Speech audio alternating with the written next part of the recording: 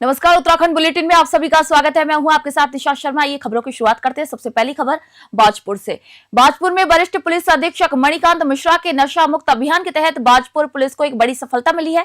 ANTF और dog squad की संयुक्त टीम ने रुद्रपुर मार्ग पर संधू ढाबा के पास चेकिंग के दौरान 2 तस्करों को यहां पर दबोचा है। इनके कब्जे से 1.321 किलोग्राम अवैध अफीम यहां पर बरामद की गई है, जिसकी अंतर्राष्ट्रीय बाजार में कीमत करीब 5 लाख रुपए आंकी जा रही है। जी हां, पकड़े गए आरोपियों की पहचान दामोदर लाल और नवल किशोर के रूप में की गई है। सीओ विभव सैनी ने इस मामले का यहां पर खुलासा करते हुए कहा है कि आरोपियों के पास से मोबाइल और नकदी भी यहां पर बरामद की गई है। पुलिस अब उनके नेटवर्क को खंगाल रही है और यहां पर खेप कहां से लाई गई और किसे आखिर ये बेची जा रही थी।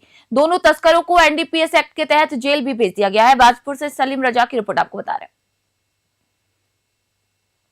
कल एएनटीएफ की टीम और दुराया पुलिस द्वारा एक साथ मिलकर डॉग स्क्वाड के साथ संधू ढाबा उस पर चेकिंग की गई, तो जिस पर 2 व्यक्ति दामोदर लाल शर्मा और नवल किशोर, इन दोनों पर जब चेकिंग की गई तो इनके पोजीशन से अवैध अफीम बरामद हुई। इनके खिलाफ सुसंगत धाराओं में एनडीपीएस में मामला दर्ज किया गया और इन दोनों को अब माननीय न्यायालय के सामने पेश किया जा रहा है।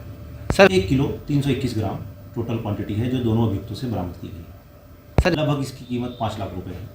सर इसमें ज्ञात हुए, इसमें हमारे द्वारा जब इनसे पूछताछ की गई और हमने जब पूरा इनसे जानकारी की तो पता लगा एक व्यक्ति है, जो राजू नाम का व्यक्ति है, जो उत्तर प्रदेश का रहने वाला है। उनके द्वारा उन्हें ये अफीम बेची गई है। हमें द्वारा सारी इस चीज़ में सब चीज़ें हम साक्ष्य संकलन किए जा रहे हैं और इस हिसाब से फिर उसमें आगे अग्रिम कार्रवाई की जाएगी। नहीं, अभी तक हमने सर्च किया तो अभी तक हमें अभियुक्तों का कोई आपराधिक रिकॉर्ड नहीं मिला। खबर खटीमा से। भारतीय जनता पार्टी कार्यकर्ताओं ने आज खटीमा मुख्य चौराहे पर कांग्रेस विधायक भुवन कापड़ी का पुतला दहन किया। यह विरोध प्रदर्शन मंडल अध्यक्ष जीवन धामी और भाजपा युवा मोर्चा प्रदेश उपाध्यक्ष सतीश चंद्र भट्ट के नेतृत्व में किया। भाजपा कार्यकर्ताओं का आरोप है कि विधायक कापड़ी विकास विरोधी हैं और मुख्यमंत्री पुष्कर सिंह धामी द्वारा किए जा रहे कार्यों में लगातार अवरोध उत्पन्न करते हैं। सरपुरा से बग्गा चौहान तक बनने वाली लगभग 2 करोड़ की सड़क योजना पर कापड़ी द्वारा वीडियो जारी कर कमियां बताने के बाद विवाद बढ़ गया है। भाजपा नेताओं का कहना है कि यदि कांग्रेस विधायक स्वयं विकास कार्य नहीं कर सकते तो कम से कम मुख्यमंत्री की योजनाओं के सहयोग में तो खड़े रहें। खटीमा से अशोक सरकार की रिपोर्ट आपको बता रहे हैं।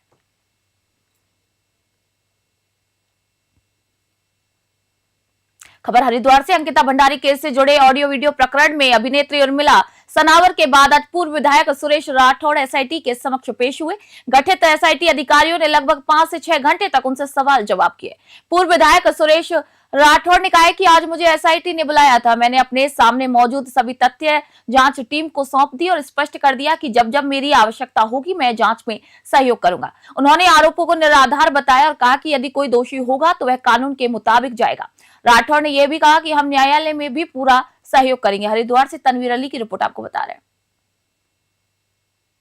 देखिए, एसआईटी ने मुझे बुलाया था। लगभग 6-7 घंटे जांच पड़ताल चली, पूछताछ चली।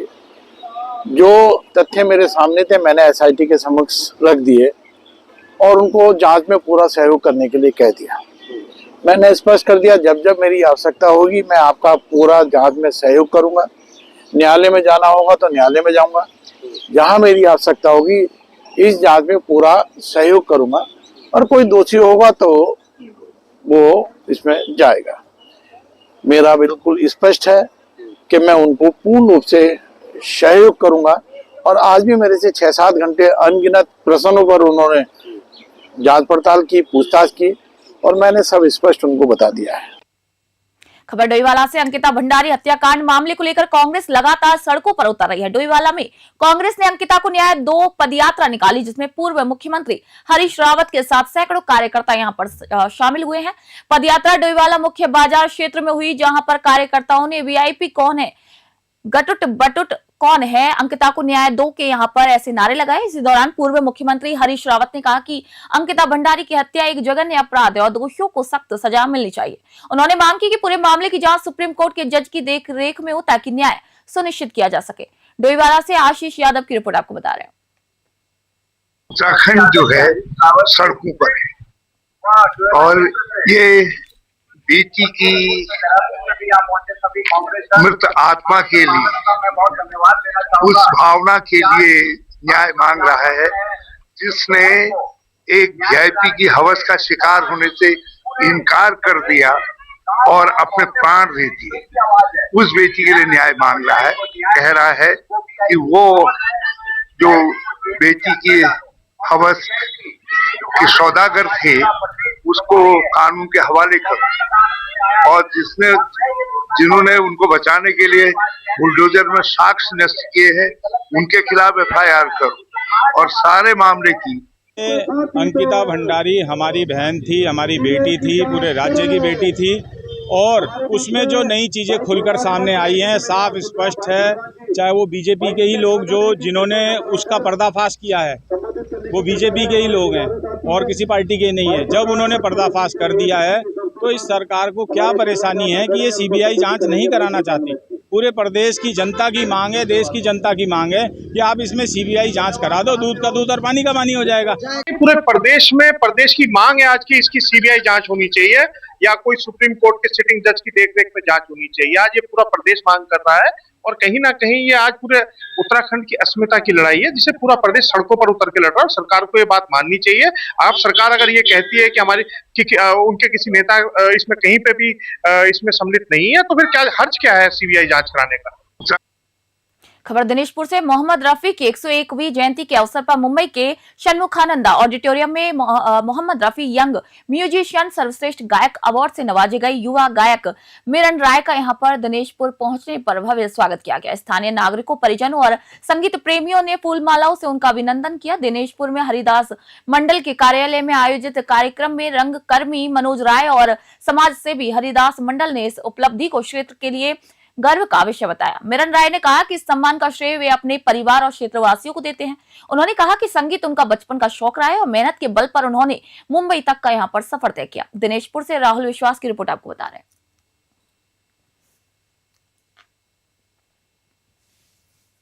अवार्ड का नाम है मोहम्मद रफी यंग म्यूजिशियन सर्वश्रेष्ठ गायक का अवार्ड है।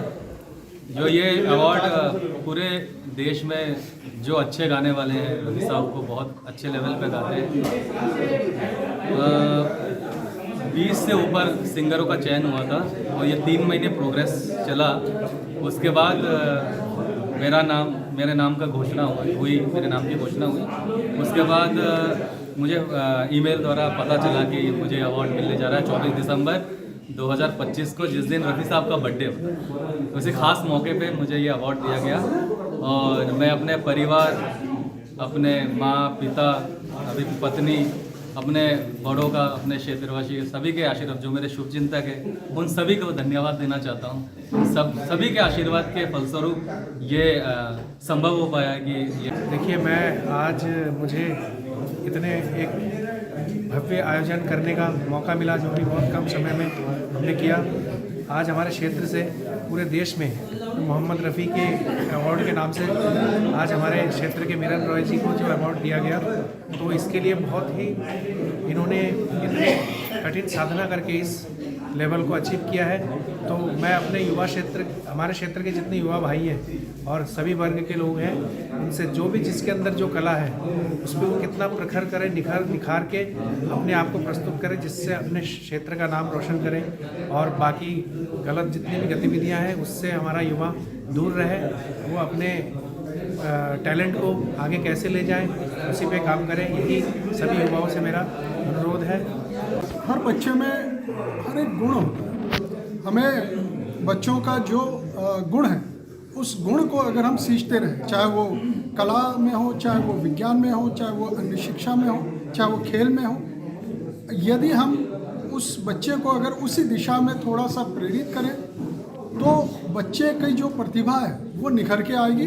और जो प्रतिभा आपने देखा कि दिनेशपुर से मुंबई तक का जो सफ़र किया मिरन रॉय ने, और वो कहीं ना कहीं उनके परिवार की देन है, उनके संघर्ष की देन है, उनके जो दोस्त हैं, उनके जो आस पड़ोस के जो भी शुभचिंतक हैं, आज उन्हीं के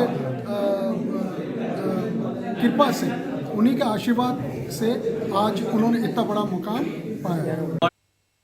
खबर खटीमा से। खटीमा में 7 दिवसीय उत्तरायणी कौतिक मेले का आज शुभारंभ हुआ। विद्यालय के बच्चों, कलाकारों और पदाधिकारियों ने छलिया नृत्य और सांस्कृतिक झांकियों के साथ मुख्य बाजार से कृषि फार्म तक पदयात्रा निकाली। कृषि फार्म में मुख्य पदाधिकारियों ने दीप प्रज्वलित कर मेले का उद्घाटन किया। कुमाऊं उत्तरायणी कौतिक उत्थान मंच के अध्यक्ष कैप्टन ठाकुर सिंह खाती ने कहा कि ये मेला पिछले 20 वर्षों से खटीमा में आयोजित हो रहा है और उत्तराखंड की संस्कृति को जन जन तक पहुंचाने का एक माध्यम है। उन्होंने अनेकता में एकता का यहाँ पर संदेश दिया। मेला प्रभारी एडवोकेट केडी भट्ट ने कहा कि ये उत्सव 7 दिनों तक चलेगा और माघ माह में सूर्य के उत्तर नारायण होने का धार्मिक महत्व भी इससे जुड़ा हुआ है। खटीमा से अशोक सरकार की रिपोर्ट आपको दे रहे हैं। उत्तरायणी कौतिक मेला हमारा आज दिनांक 9/1/2026 से 15/1/2026 तक चलेगा, यानी कि 7 दिन का मेला है। हमारे मेले में बहुत आकर्षक स्टॉल भी लगे हैं, झूला वगैरह है और जनता के मनोरंजन के लिए भी जो है ये हमने जो है यहाँ पर वो व्यवस्था की है। आप प्रत्येक उसमें स्टॉल में भोजन वगैरह आदि के लिए या जो भी वो स्वाद चाहना चाहे। दूसरा, उत्तरायणी जो है, उत्तरायणी का बहुत बड़ा महत्व है हमारे उत्तराखंड के हिसाब से और हिंदू मैथोलॉजी के हिसाब से, क्योंकि उत्तरायणी का जो आगाज हुआ था वो बागेश्वर से हुआ था शुरू में, जब स्वतंत्रता के समय। ये मेला आज ये हमको इस मेले को आयोजित करते हुए 20 साल हो चुके हैं। इसका मूल उद्देश्य हमारा ये है कि अपनी बोली भाषा, संस्कृति और विरासत को संरक्षित करते हुए भावी पीढ़ी को इससे रूबरू कराने के लिए ये हम आयोजित करते हैं। तो इसमें हम जैसे आपने देखा होगा, हमारे यहाँ जो भी कार्यक्रम होते हैं विशुद्ध अपनी भाषा में, कुमाऊनी भाषा में होते हैं। उससे हम बच्चों को ये संदेश देना चाहते हैं, देखो हमारी बोली भाषा कितनी समृद्ध है और हमारी विरासत कितनी महान है।